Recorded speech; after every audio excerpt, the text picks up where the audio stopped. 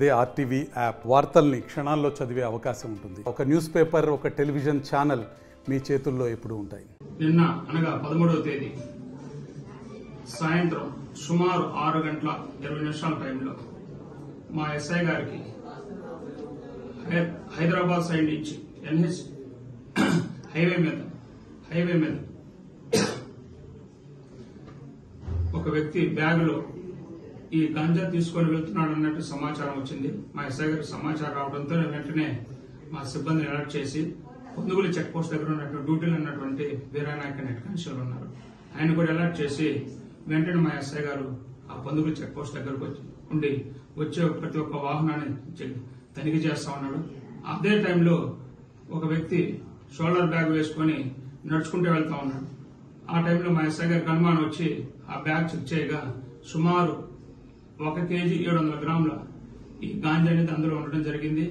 వెంటనే మా ఎస్ఐ గారు ఎంఆర్ఓ గారికి తర్వాత మధ్యవర్తులకు ఇన్ఫార్మ్ చేయడం జరిగింది. చేసి అక్కడికి వచ్చి పంచనామా చేయడం జరిగింది. మీడియేటర్ నామా రాయడం జరిగింది. దాని మొత్తం ఎంఆర్ఓ గారి సమక్షంలో వెయిటేగా 1 కేజీ 700 గ్రాములు తెలిసింది. అతని పేరు కొమ్మాలపాటి శరణ్ కుమార్.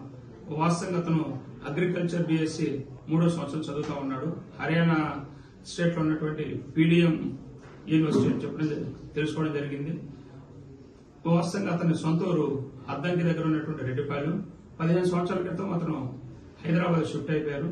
తర్వాత కరోనా టైంలో అతను ఫాదర్ చనిపోవడం వల్ల మళ్ళీ హైదరాబాద్ నుంచి తన సొంత ఊరికి వచ్చేసాడు. తర్వాత అదే టైంలో అతను చదువు డిస్కంటిన్యూ చేశాడు. ప్రజెంట్ మళ్ళీ ఈ అగ్రికల్చర్ బిఎస్సి హర్యానా స్టేట్ లో చదువుతా ఉండి హైదరాబాద్ లో ఉన్నప్పుడు అతను పరిచయం ఉన్నటువంటి చంటి అనే అతని వ్యక్తి దగ్గర